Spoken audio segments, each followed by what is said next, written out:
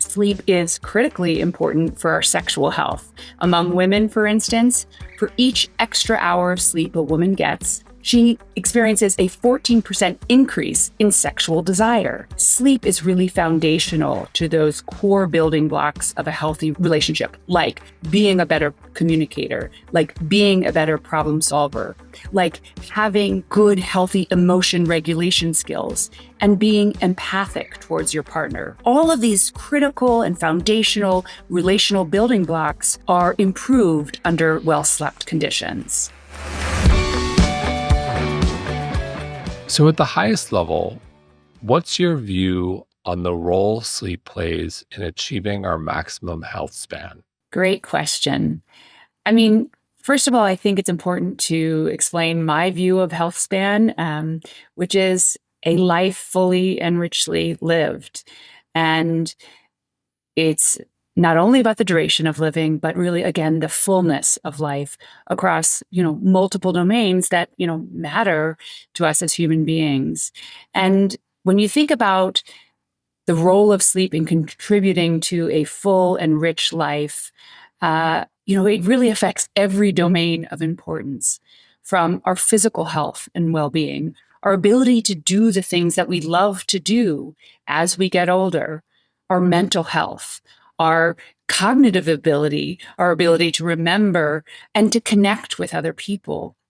Of course, our relationship health. I think that is something that we don't always think about, but it's so critically tied to the quality of our sleep. And when we think about the factors that also contribute to healthy aging and health span, our social connections are absolutely critical. So sleep plays a role there too. So when we think about all the domains that matter for us in terms of living a full, rich life, I can give you data really across the spectrum that sleep matters. There's almost no domain of human functioning and health span that doesn't do better under well-slept conditions. Well, you mentioned relationships, the importance of connection, and it's a great segue to couples and sleep. You literally wrote an entire book on this. And so at the highest level, what are some of the challenges and opportunities when it comes to couples and sleep?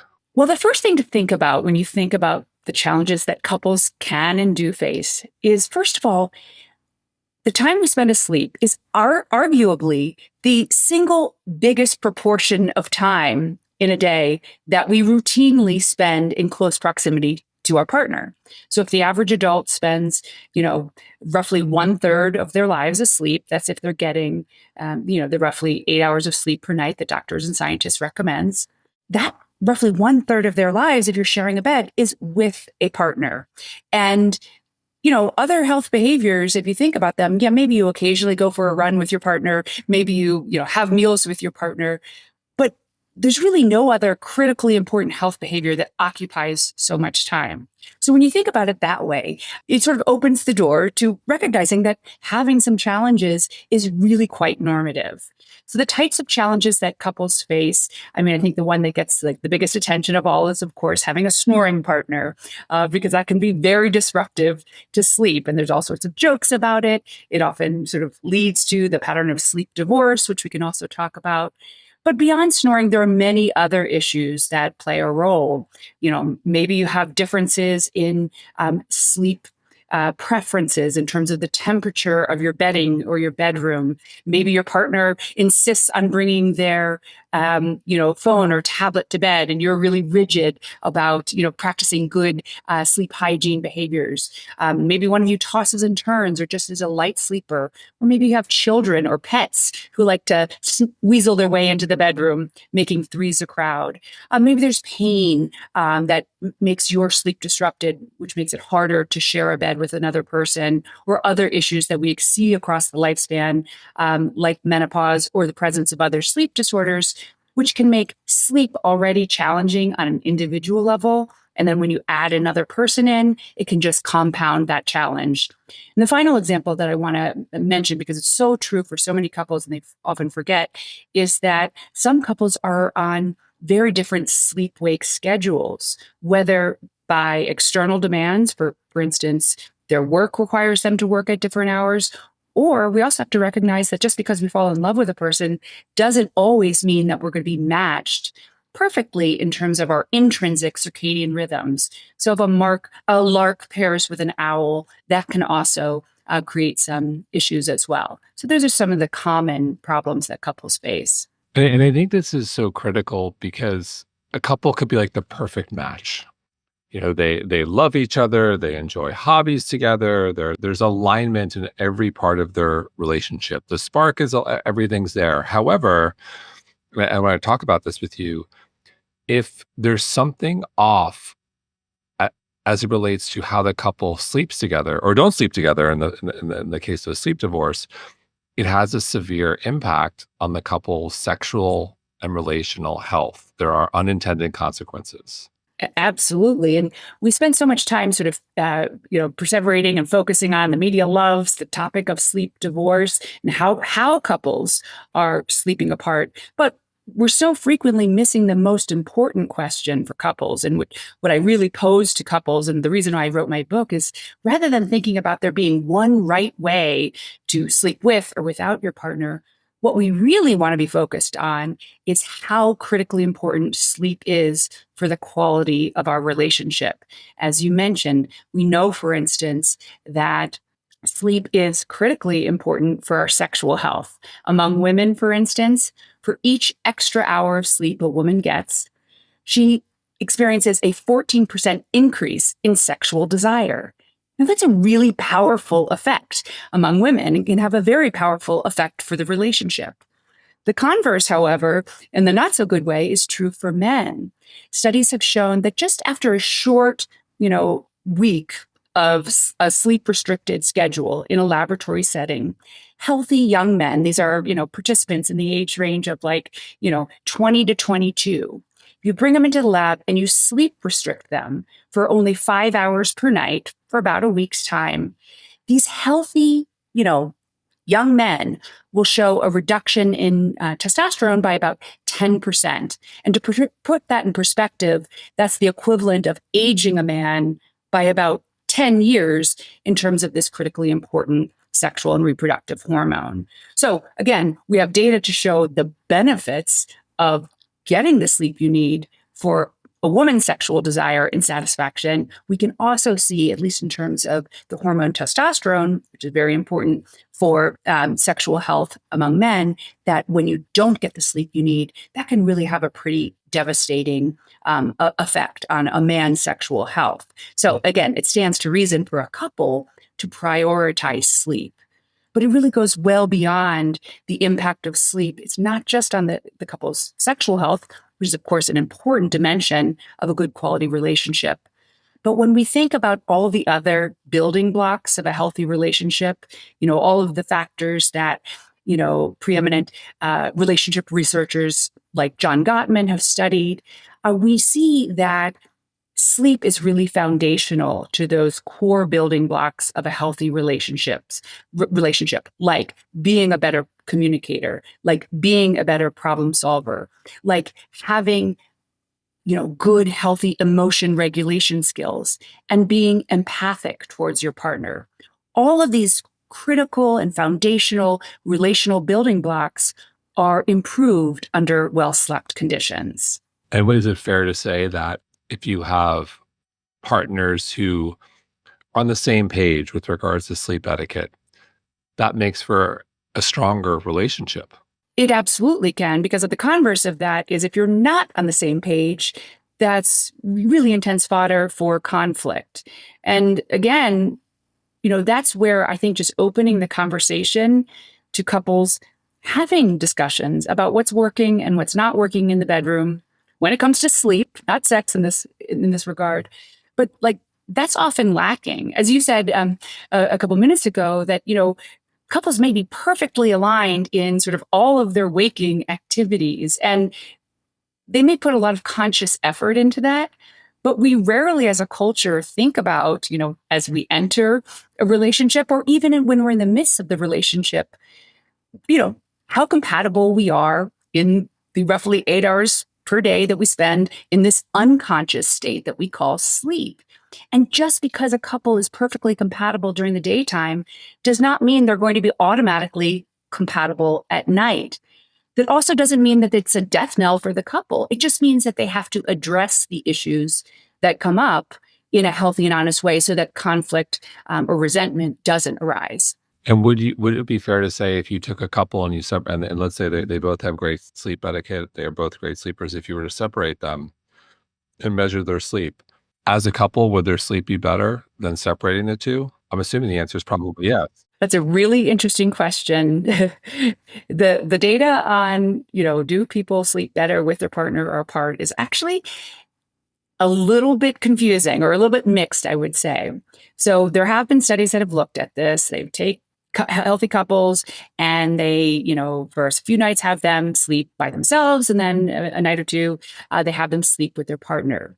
And when sleep is measured objectively, like with the wrist-worn sleep tracker, the studies actually show that there are slight decrements in sleep. Sleep is somewhat worse when sharing a bed with a partner as compared to the nights when they sleep alone. However, when you ask those same people, do you prefer to sleep with your partner or do you prefer to sleep alone? Most will say they prefer to sleep with their partner. Now, what this speaks to is, first of all, we know this already, that objective and subjective measures of sleep do not always cohere. And that doesn't mean that one is more right than the other. The subjective experience of sleep is very important, as is the objective one, but they tell you different things. But what it also says, sort of this disjunct between the psychological experience of sharing a bed and maybe the objective consequences of having to share a bed, it suggests that for some couples, the psychological benefits that they receive from the closeness, the security, and the safety they derive from sleeping next to a loved one tends to override, at least psychologically, the, somewhat minor objective costs of sharing a bed. Now, what can happen, though, is when couples, there's probably some threshold when those minor disturbances that we can measure objectively, if they pass some threshold, let's say you have a partner that is snoring loudly throughout the night or is thrashing and taking your sheets so that you really cannot sleep, that's probably when some couples cross a threshold where, even though there are some psychological benefits, now the objective costs are really overriding those psychological benefits.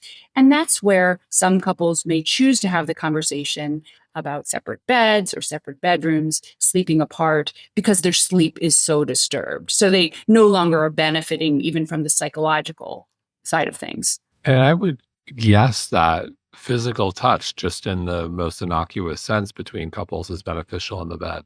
It absolutely can be. And, there's a good sort of neurophysiological basis for that. The hormone, we call it oxytocin, we call the love hormone. It's can be released during sexual activity and orgasm, but also just via close human touch, hand holding, cuddling.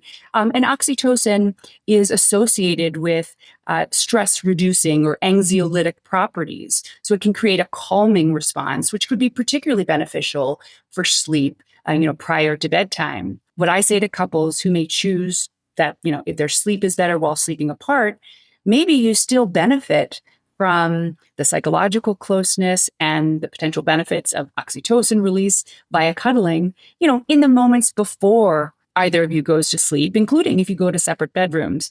But you try to preserve that critical and often sacred time that couples have. It's often the only time couples have just to themselves, right before either partner's actual bedtime. So for a couple out there who's listening and maybe struggling to get on the same page as it relates to their sleep, what should they do? Obviously, not everyone can see you. Why? I know there are all sorts of different issues, but how should we be thinking about that? Yeah, well, not everybody can see me, and you can get my book, though, and that has some great tips for couples. But yeah, the first strategy is to talk about it. The biggest problems couples face when they start having challenges when it comes to their, sleep is they don't talk about it. It's entirely this reactive phenomenon where one person just stomps out of the bedroom in total agony and frustration, leaving the other partner potentially feeling hurt and abandoned. right? And so we don't want sort of those feelings of abandonment or hurt or resentment to arise on either side. So the strategy is to have a conversation about it and do so at a time when you're both capable of having healthy communication, which means you're both relatively well rested. And generally speaking, these good, healthy conversations do not happen in the middle of the night at 2 a.m. after your partner just woke you up. So time it well, open the conversation about really focusing on how sleep is really, and in the quality of sleep that you both are getting, is a relationship enhancing endeavor. We both win when we're well slept. So this is not about you, my partner, keeping me up all night and ruining my sleep. Rather, it's about how do we as a couple work together to figure out the solution that's going to make us both as, healthy sleepers as possible. Because when we're well slept, we're better partners to each other. So we make it a we problem, if there is one, and then we look towards a we solution, not a finger wagging, nagging sort of thing that makes the other partner feel blamed or shamed and may want to withdraw. Rather, it's how do we work on this together? Because I know when I'm well slept, I can regulate my moods better. I'm less irritable. I'm a better communicator. I'm more empathic. I can understand where you're coming from better. And that makes me a better partner. And that's so important to me that I want us to address this. So it really is turning the sort of tone around and focusing on this is a goal a mutually beneficial goal. That's generally the best strategy. And what about for a woman who's listening, who's maybe going through menopause and sleep is becoming more difficult? A prime time for sleep disturbances. Yes, menopause is associated for women, and the menopause is it's not a singular event. It often is a protracted event, sometimes lasting the whole transition, upwards of 10 years. Sorry to inform some of you who might be going through it right now that it can be quite protracted. And about 60% of women who are going through the menopausal transition, meaning that they're in either the perimenopause or actually transitioning through menopause, experience some level of sleep disturbance. And the sleep disturbance not only can have a major impact on the woman's health, quality of life, and her mood, but it also can have a major impact on the relational health. And so in the case of, for instance, the very prevalent sleep disturbances during menopause, this is truly a time for couples to, again, address this head on, be honest about it. Sometimes labeling what's happening can be very helpful among couples. I use the term I'm slangry. It's like, we have hangry, but, for when you're hungry and angry, but like, people's moods really go down the tubes when you're sleep deprived, and sometimes labeling it and saying, unfortunately, this is, part of this biological transition that I'm going through. And that, when I'm not sleeping well, I'm more irritable, and kind of bringing awareness to your partner and, hopefully having your partner meet you halfway to sort of recognize, okay, this is time limited, and giving space when needed, thinking creatively about, well, how do we solve this? And for instance, in a situation like menopause, when women are really struggling with sleep, keeping the menu of options open, including considering, treatment for menopause, whether it's hormone replacement therapy or getting specifically treated for the sleep disturbances that the woman is experiencing. That's really important. And some temporary solutions within the couple. If your sleep is really disturbed at this period of time and you're awakened by every little noise or movement, your partner's even slight movements may become more aggravating. So that might be a time to do a temporary sleep separation, really just to give you some space and to recognize this is not all about your partner, but it's allowing for, recognition that this is a challenging time. It will not last forever, but we're going to work through it. And any solution, is time limited. Jason Walkup here, founder and co-CEO of mindbodygreen and the host of the mindbodygreen podcast. Please subscribe. You'll never miss a show and you won't regret it. So I have like a two-part follow-up question. So I think of sleep etiquette and I think of, you want a dark room, you want a cool room or a cool bed. I swear by the 8 sleep. I love it. It's ruined me. I have trouble when I don't sleep in a cool bed. You want to be mindful of what you're consuming, whether it's your phone, your media on TV. You don't want something a little too heavy that's going to keep you up. You want to be mindful of your last meal. Ideally, 3 hours plus distance between last meal. You be mindful of what you consume at that meal, how heavy that meal is. You're having a big dessert, alcohol, obviously very detrimental to your sleep. Activity level at night. You probably don't. If you do a hard workout close to bedtime, you're probably gonna not sleep great. Those are the things that immediately come to mind, like basic sleep etiquette. Is there anything I'm missing? First of all, I love your term sleep etiquette. It's so much more, doesn't sound so dirty as sleep hygiene, which I've never liked that term. It feels like we're doing something wrong when it comes to bed, that we're like, if we don't have good sleep hygiene, then we're somehow, dirty in bed. So I like sleep etiquette. I've got 2 girls. Maybe we'll send them to finishing school. Yeah, exactly.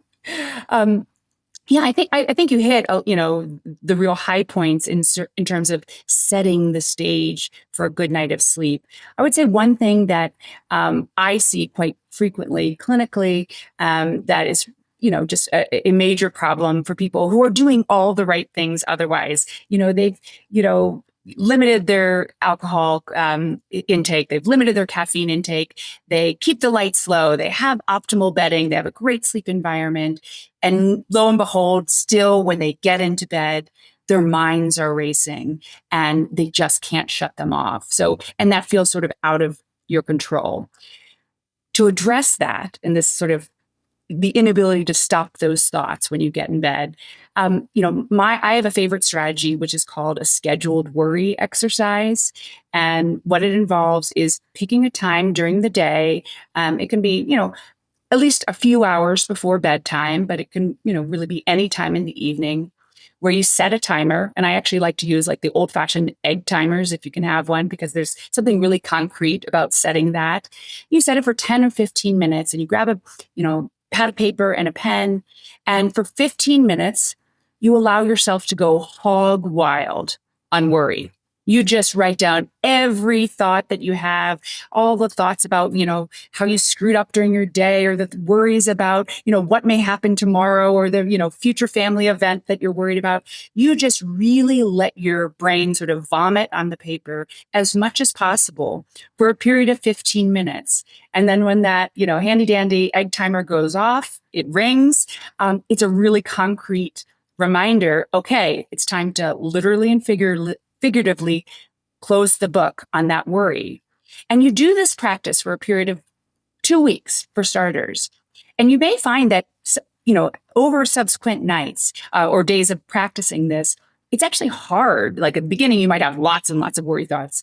And as the days go by, you might actually find like, oh, I'm slowing down on, how much vomit I can produce of worry.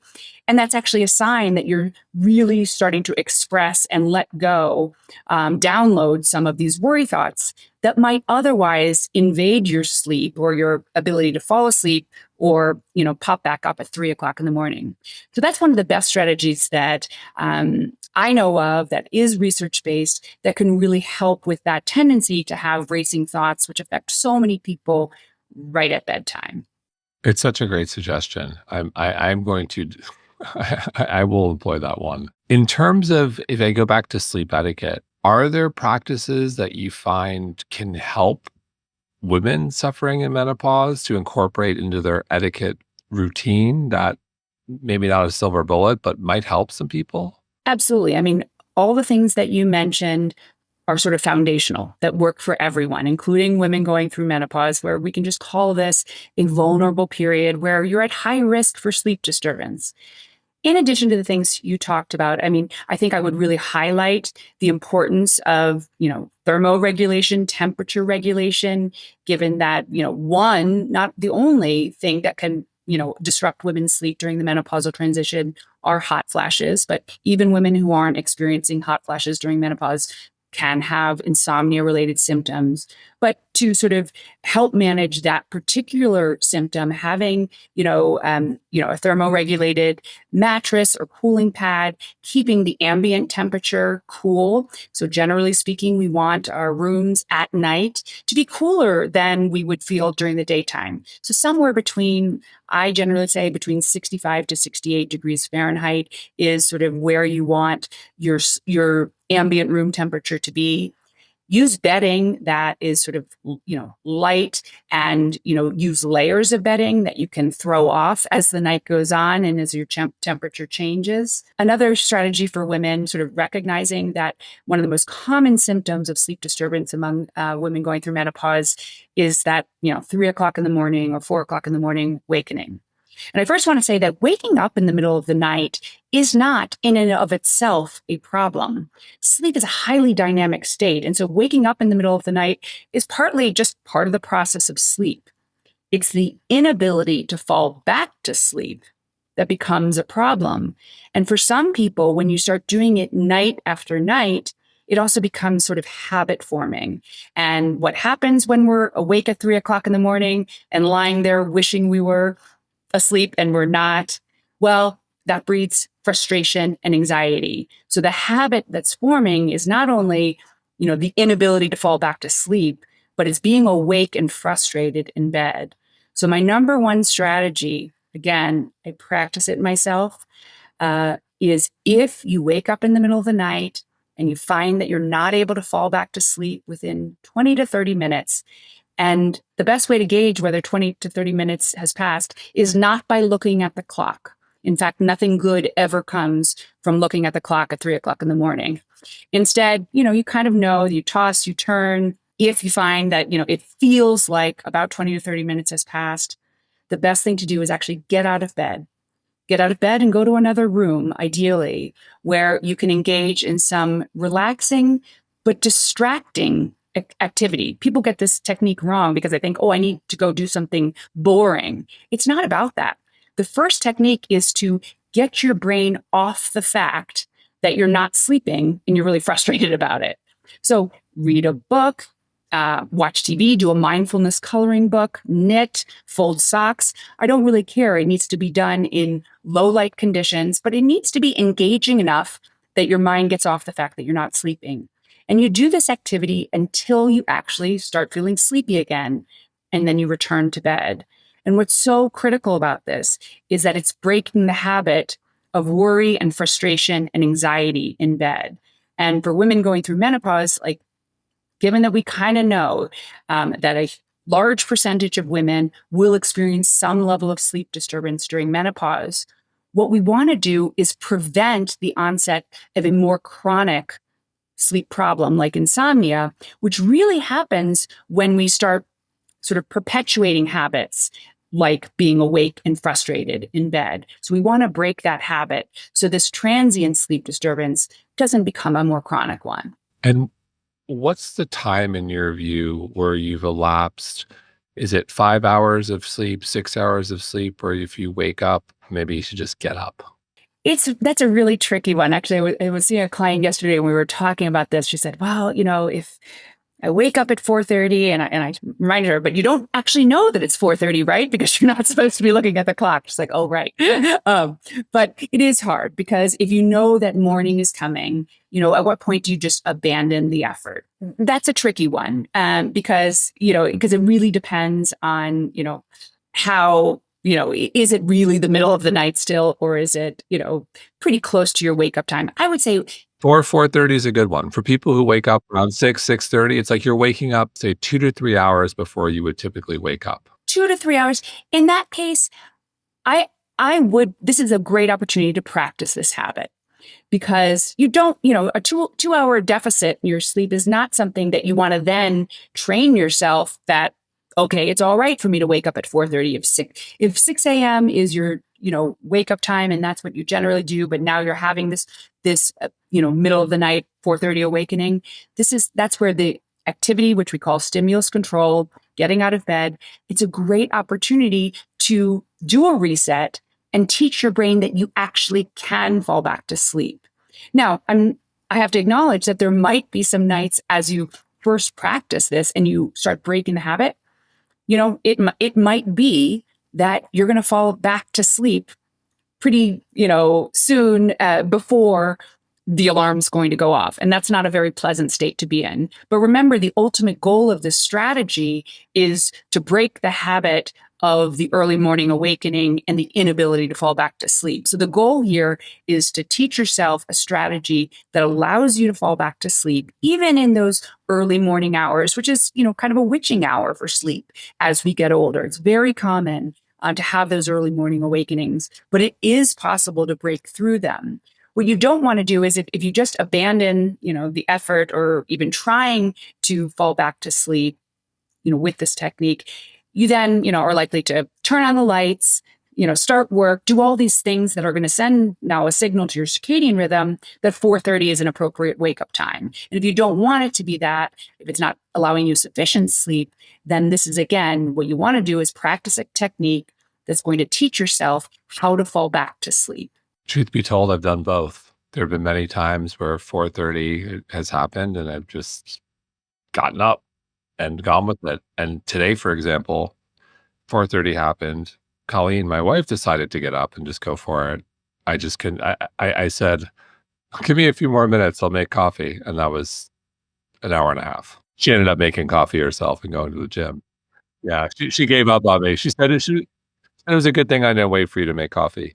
Uh, and it's so I've done both. But I hear you. I think that's a good practice that most of us can try to follow. How do you think about look like wearables? I think they're amazing in that, I'm wearing my Aura, I'm wearing my Whoop, I've got my 8 Sleep. I can look at sleep eight different, a zillion different ways. And it's been so helpful in that I've been able to identify certain practices and techniques, whether it's, what dinner time or the cooling mattress or wow, alcohol really affects my sleep. And I've made such drastic improvements. But for some, there's performance anxiety and there's desire to perfect their sleep. My take is for some people, it's like self-awareness. But what's your take on wearables, how we should use them, how we shouldn't use them? And from your view, what's really insightful? What isn't? Yeah. Well, so I'm a scientist by training. So naturally, I, love data. And I think data is really cool. And I think it's really useful to inform our behaviors. And it is. And, as you suggested, there are basically pros and cons of wearables. And it really depends on what you're expecting out of them and how you use them and what's your reaction to them. So from a data perspective, we know that sort of a core step of any effective behavior change involves monitoring a behavior. And for that purpose, sleep trackers are a wonderful innovation. Just like stepping on a scale gives you very useful information if you're trying to lose weight, and is a great way to sort of maintain healthy weight.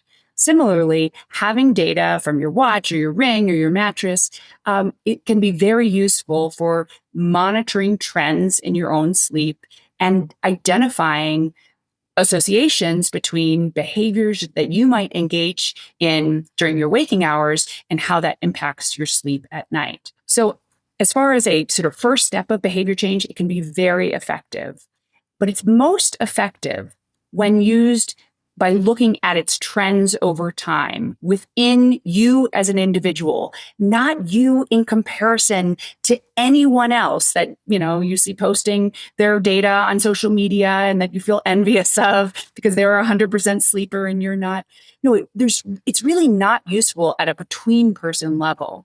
It can be very useful within an individual for you as a person to see your trends over time, never to look at it on a nightly basis as any sort of absolute value. I really discourage people from getting overly concerned about a single night's data. Rather, we want to look across 2 weeks, 30 days of time and ideally be sort of tracking also other behaviors that we're engaged in during the day. If we're experimenting with reducing our alcohol intake, for instance, or if we get a new bed that has temperature regulation, notice changes over time. That's where this can be really useful because it can inform our waking behaviors, things that we actually have some control over. Where I see issues is when people become overly obsessed with the numbers and with the pursuit of some idea of perfection, whether it be a 100% sleep score, which I can tell you just does not exist. That's a made up number. There's no such thing. We don't know what the 100% sleep is. So if you're achieving it, well, pat yourself on the back. But again, who really cares? It's about how you feel during the day. And by the same token, if you're getting data that, your sleep is really crummy and that's making you feel really bad or more anxious or more worried or stressing out more about your sleep, then I would suggest, well, maybe this isn't working for you anymore because it's just probably reinforcing what you already know, which is you're a poor sleeper and you probably need some help beyond your sleep tracker. Because what sleep trackers also are not is a therapeutic device. They're very helpful at monitoring behaviors and can do, for instance, with temperature regulation in beds, they certainly can have a mild therapeutic effect, but they are not an intervention of themselves. So if you're really struggling with sleep and the tracker, whatever it is just confirming how poor your sleep is, then, do what actually works, which is actually to seek effective evidence-based treatment to help you improve your sleep. Well said. And in terms of looking at the data, is it fair to say when I look at my trackers, I'm staring at it right now, what I tend to pay attention to, REM and deep. That's what I look at. The first thing, I don't look at the sleep score necessarily, although it's like flashed right in front of your face. It's hard to miss. Total sleep, I look at REM and deep. And then from there, everything else is secondary or tertiary. What's your view? So I'm sort of the opposite. I do sort of look at an overall score, and I'm very interested in my HRV because I just think it's a cool metric, and that is definitely the one that has a very powerful effect on sort of the overall outcomes that various sleep trackers provide, and it's very sensitive to alcohol, as you noticed. The issue with REM and deep sleep, any measure of sleep architecture, we know that those are the dimensions that, ambulatory in-home commercially available sleep tracking devices are least validated at measuring. They're not terrible, but they are not the gold standard assessment. And furthermore, we don't really know what to do about it. If, for instance, I had a client once tell me that she was really distressed because, she was only getting, according to her sleep tracker, which has a lot of error in it, 5% of deep sleep, let's say. I don't even remember what it was.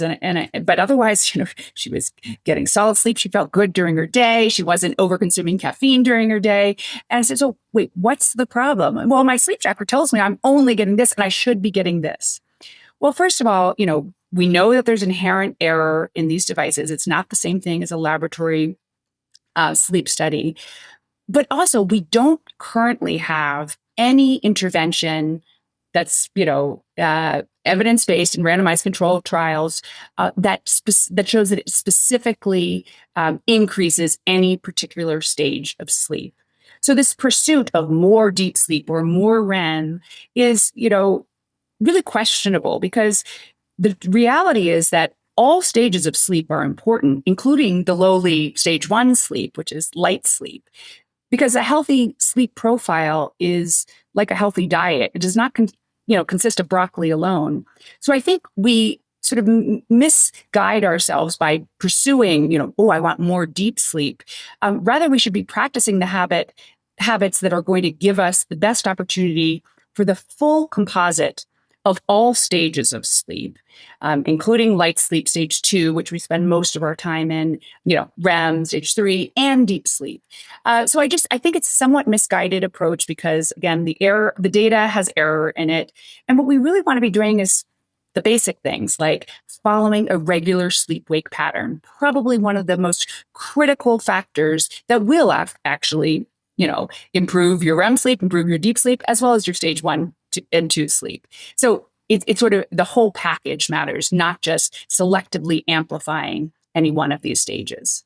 Interesting. So hear you loud and clear. One, it's about how you feel in the morning. Two, if you're looking at the data, it sounds like the wearables aren't as good quite yet at distinguishing between all the different sleep zones, if you will, and patterns. Like probably directionally, but like not as good as they maybe portray.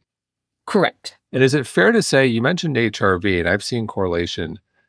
HRV may be more accurate with the trackers, and that's maybe the number we should pay more attention to than getting into the sleep zones if we're looking at quality? I find that HRV can be reliably measured with many of the commercially available trackers, and HRV is such an interesting indicator because it's associated with so many different physiological and sort of emotional outcomes. What it is it's basically a marker of the balance between parasympathetic and sympathetic nervous system activity. So the sort of balance between sort of your tend and befriend or rest and digest response versus your fight or flight response. And so it's a really good metric, and it's associated with, all sorts of health and performance outcomes, and also well-being, and also, correlates with different sleep stages. So I tend to rely more on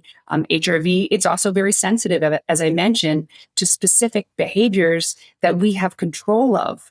So I actually find that very effective to use data, because if it's something that I don't really have control of, like I don't know how to, on a single night, improve my deep sleep because we don't have a specific strategy for that yet. But I can tell you that by reducing alcohol intake, I can see on a night by night basis that will have an impact on this biometric. And so that's useful to me because I can then take that information and use it or not. Well, there's probably some correlation, I'm guessing. If you are able to improve your HRV, your sleep will likely improve.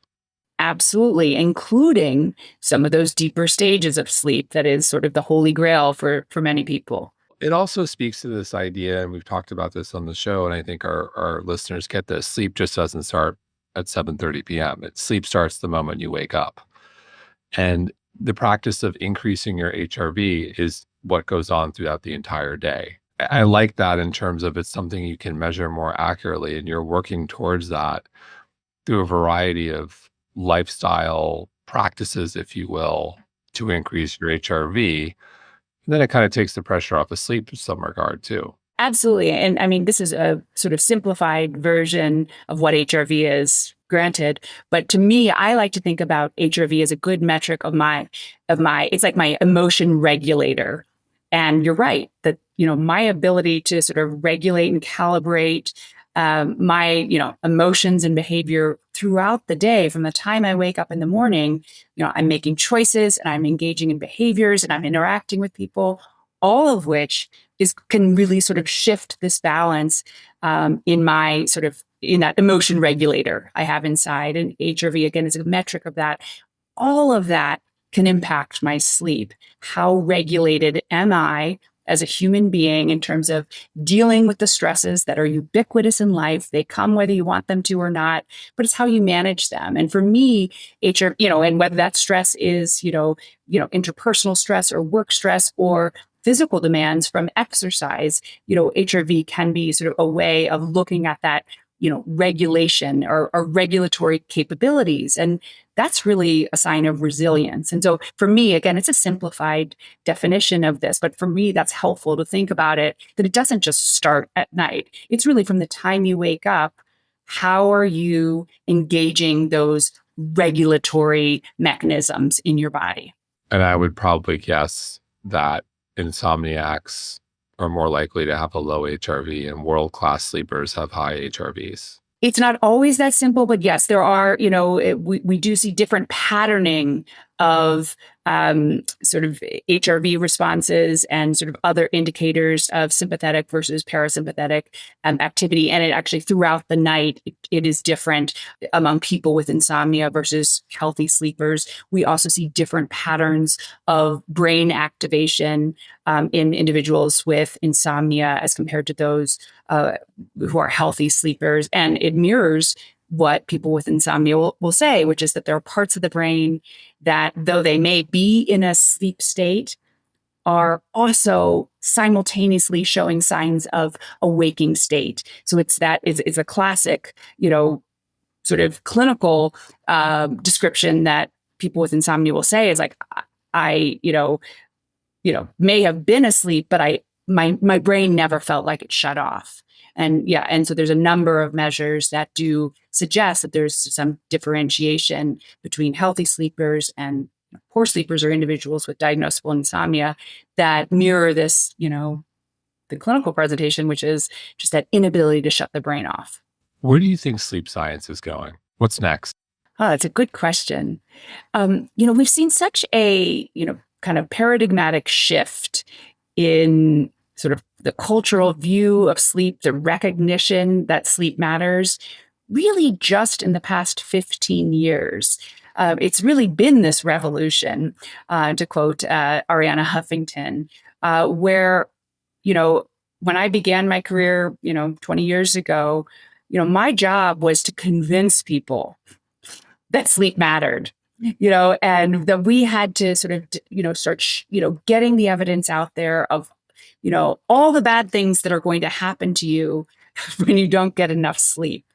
And, of late, the great news is I do believe there has been a major cultural shift that people do recognize the importance of sleep in many sectors of society. There are some sectors of society who still believe that sleep is the thing you do when you're dead, but there are major portions that get it. But we just still need strategies to, you might understand that it matters, but we still don't know how to get there to deal with the sleep disturbances that are really prevalent.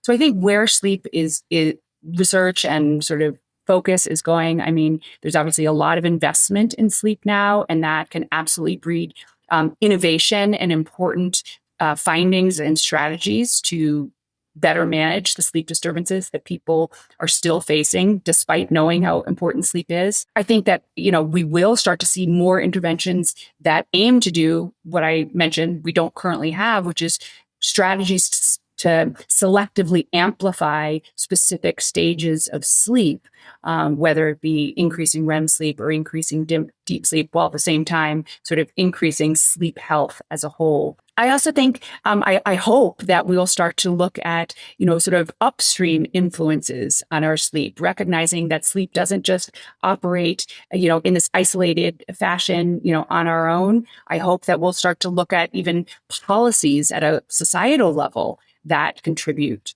to our sleep, whether it be school start times, interfering with our teenagers' ability to sleep, or shift work schedules, which affect a major portion of the population, or even addressing sort of population level issues of, half the population going through menopause and us really not having great strategies for dealing with the very common sleep disturbances in women.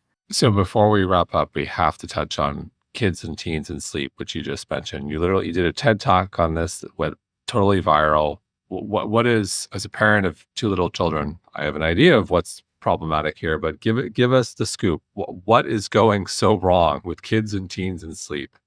Yeah, so I did this TED Talk when I had two teenagers in the home, and as a sleep researcher, it absolutely, crushed me on a daily basis to do something that I felt was, and I knew because I study sleep, what felt abusive to my child, which was to, forcibly shake him out of bed at the ungodly hour of 6 a.m. so that he'd have time to get to the bus, which picked him up at 6:45 a.m., to go to school, which started at 7:30 a.m. Knowing that teenagers, as a developmental group, show a biological shift in their circadian rhythms. This is specific to the teenage years, around the time of puberty. Teenagers see about a 2-hour delay in the release of the hormone melatonin, which we call the hormone of darkness. Of course, it signals that it's the time for sleep. In teenagers, it's about 2 hours later than what we see in adults or younger children, meaning that teenagers naturally, biologically, are predisposed to go to bed later and wake up later than adults or, our elementary school age children and younger. At the same time that they show this biologically driven phase shift, our schools start earlier and earlier, such that the average school start time, it's not just my child who is experiencing this, the average school start time in the US is about 8:03 a.m. What this means is that as a society, we are setting a constraint on the opportunity for our teenagers to get the sleep that their developing bodies and brains desperately need. And we know that about 70% of teens are regularly sleep deprived, meaning that they're getting less than the minimum 8 hours of sleep per night that is recommended for their age group. And the policy switch that many, individual school districts have done, and even the state of California, is to follow the science and delay school start times to allow teens to get that extra sleep in the morning, because the solution is not just telling them to go to bed earlier, because they can't, because you cannot override one's circadian rhythms. For all the school administrators listening, let's roll back start time. Please do. Look at the data. It's been out there for 30 years. It's quite robust. It's, pretty much unequivocal that later school start times benefit students' well-being, academic performance, even sort of the overall well-being of the school. And the relationship is the parent is ripping the child out of bed and saying, you need to go to school. And exactly. Families are less stressed. You're no longer doing this daily abuse of your child. All that guilt aside. Yeah. We covered a lot today. Is there anything we didn't cover that you'd like to touch on, or maybe share some information about you and where people can find you as well? Well, I could obviously go on and on. It's a pleasure to talk to you, and I love to talk about sleep, but I think we covered a lot, and happy to do it again. You can certainly learn more about my work. My website is wendytroxel.com. I have 2 TED Talks, one on school start times and adolescent sleep, and another on couples and sleep. And of course, you also can check out my book, Sharing the Covers, Every Couple's Guide to Better Sleep. And it's been such a pleasure talking to you. Well, thank you. And I just love the title of the book. Oh, thank you. Thank you, Wendy.